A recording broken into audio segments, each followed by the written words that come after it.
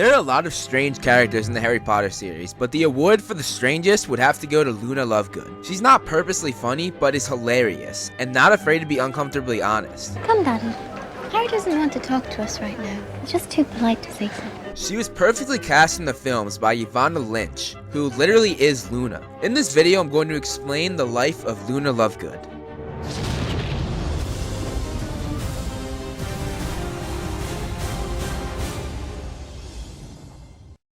Luna was born to Xenophilius and Pandora Lovegood in 1981. She was described as this. She had straggly waist-length, dirty blonde hair, very pale eyebrows, and protuberant eyes that gave her a permanently surprised look. Xenophilius, Luna's father, was the editor of a magazine called The Quibbler, which featured stories very out there, such as the existence of the Crumplehorn Snorkack, or a story on the theory that Sirius Black was actually a well-known wizard rock star in disguise. These stories show how odd Xenophilius is, and shows how he might have had a huge impact on the way that Luna turned out. The family lived in the outskirts of a village called Ottery St. Catchpole. It was nestled amongst rolling hills and fertile meadows. They lived near a few other wizarding families, including the Weasleys, the Diggories, and the Fawcetts. Luna's mother Pandora loved to experiment with spells. One day, when Luna was around the age of 10, one of her experiments went terribly wrong. She was killed in a horrible manner right in front of Luna. After that, Luna would keep a picture of her and her mother hugging on her bedside table. A little while after that, Luna got her Hogwarts letter and set out for her first year. When she first arrived, she took the boats across the water, along with Ginny Weasley, who was also in her year. The first night she arrived, she was sorted into Ravenclaw. Luna was bullied very often for her weird personality and odd sense of fashion. She would wear things like butterbeer cork necklaces or orange radishes for earrings. She also didn't wear shoes very often because other students would take them and hide them. She occasionally blamed all of her things disappearing on Nargles, a creature that almost no one believes in except for Luna and her father, but are creatures known for being mischievous thieves. Unfortunately, all my shoes have mysteriously disappeared. I suspect Nargles are behind it. Because of her odd personality, people gave her the nickname Loony Lovegood. Ginny was one of the few people that stood up for her and was kind to her during her early years at Hogwarts. Luna was a big supporter of Hogwarts Quidditch matches, although judging by the way she announced the game, which I'll talk about later, she most likely didn't completely care or understand about the game itself. Whenever her house played, she wore a hat with an eagle on it that flapped its wings. And whenever Gryffindor played against any team other than Ravenclaw, she wore a giant lion's hat that roared. When Luna arrived for her second year of Hogwarts, she, like all the other students besides the first years, were taken to the school in the carriages that most believed pulled themselves. The thing that was actually pulling them were creatures called thestrals. Unlike the other students, Luna could actually see these creatures, and the reason she could see them was because they could only be seen by people who had witnessed death, which she of course had when she saw her mother die. They can only be seen by people who've seen death.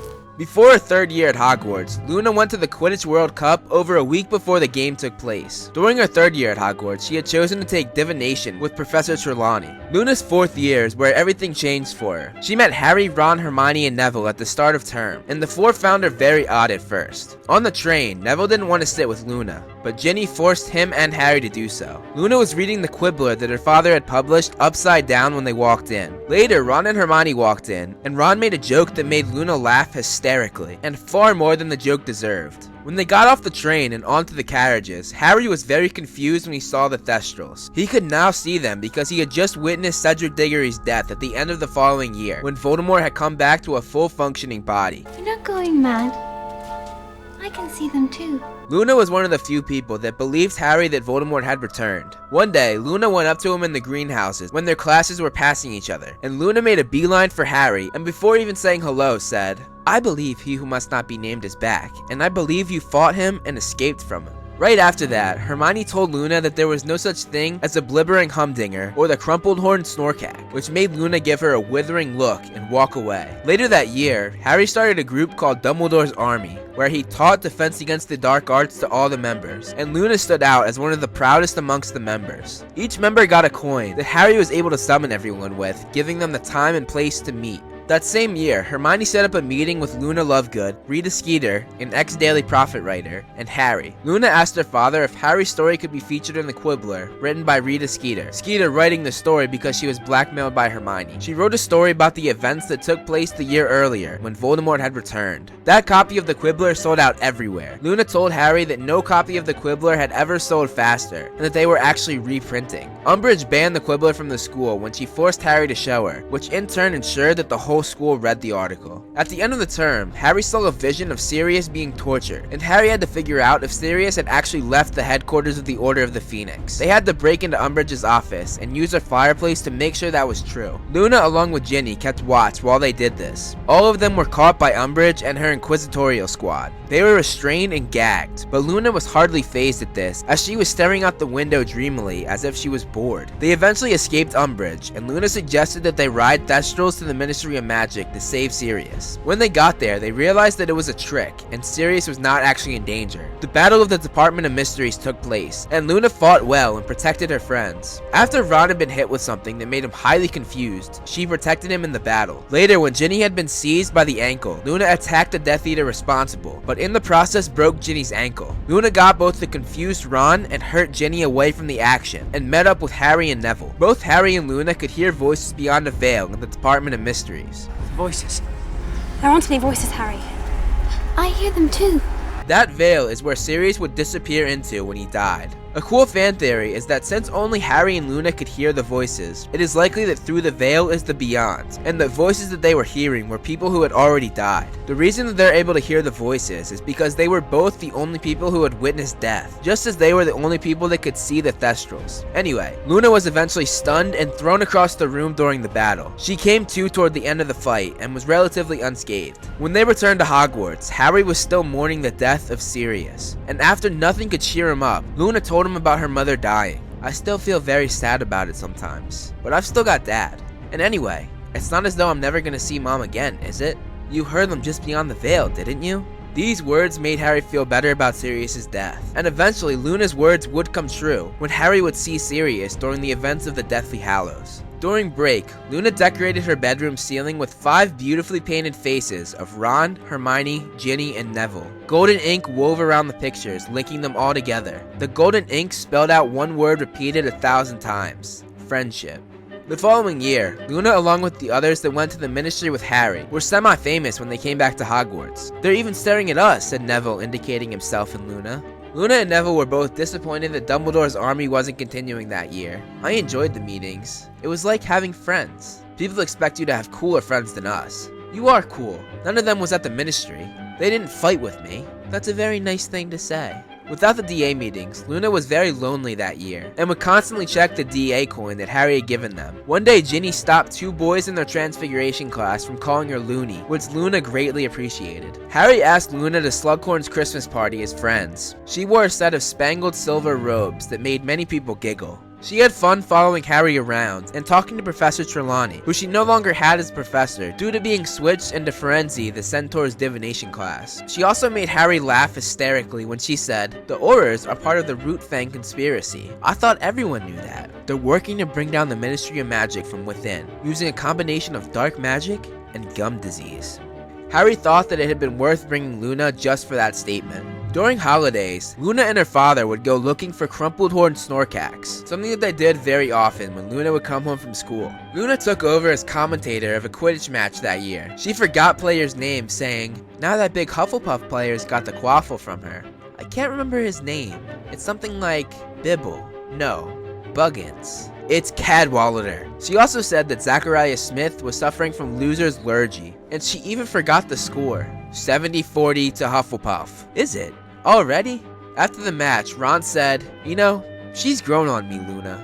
When Death Eaters entered the castle at the end of the school year, Luna and Neville responded to the DA coins and helped during the Battle of the Astronomy Tower. She and Hermione were watching Snape's office when Professor Flitwick came running down the hall, saying that Death Eaters had broken into the castle. He ran into Snape's office, and she and Hermione heard a thud. Snape then walked out and told them that Flitwick had collapsed and that they should tend to him. They both later felt awful that they allowed Snape to go, as he killed Dumbledore right after that. Ron and Hermione drank liquid luck that Harry had given to them before the battle, and because of that, all of the DA members were unscathed except for Neville, but he healed shortly after. Luna helped Neville into a seat at Dumbledore's funeral. The following summer, Luna and her father attended Bill and Fleur's wedding. She wore yellow and a sunflower in her hair because she thought it brought good luck to a wedding to wear sun colors. Luna recognized Harry, who was disguised with Polyjuice Potion. "How did you know?" "Oh, just your expression." She went out on the dance floor and revolved on the spot, eyes closed and arms waving. Ron said, "She's great,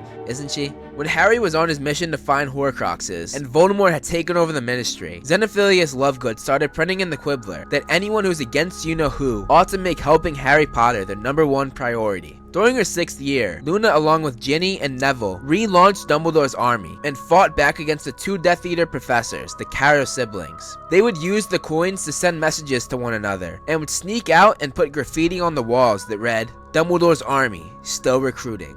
The 3 also attempted to steal the Sword of Gryffindor from the headmaster's office, which Snape resided in, as he was the new headmaster. The 3 were caught doing this, and their punishment was to go into the Forbidden Forest with Hagrid, and Phineas Nigellus theorized that the 3 most likely had a laugh with Hagrid while they were out there. When Christmas holiday came, Luna took the train back home, which was stopped by Death Eaters. They abducted Luna as punishment for the stories that her father had been writing. She was taken to Malfoy Manor and locked in the basement along with Garrick Ollivander. Luna was a big help to Mr. Ollivander, who had been down there for over a year. "You were an inexpressible comfort to me in that terrible place." Xenophilius was a wreck. They were angry, you see, about what I'd been writing.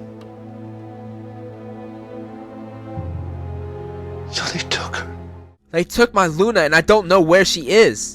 When Harry came to the Lovegood's house to ask Xenophilius about the sign of the Deathly Hallows, Harry realized that Luna wasn't there, and he found out that Xenophilius had contacted the Ministry, hoping that if he turned in Harry, they would give Luna back to him. Harry escaped, but not before Luna's house was destroyed due to a Eurumpet horn, which Xenophilius thought was a crumpled horn Snorkack horn. Harry ensured that the Death Eaters that the Ministry sent saw him before their escape so they wouldn't kill Xenophilius for lying. Luna stayed in the prison for many months until Harry, Ron, Hermione, Dean, Griphook, and Dobby escaped and went to Bill and Fleur's house. But in the process, Dobby was killed. Luna placed her finger tenderly upon each of the elf's eyelids and closed his eyes. There.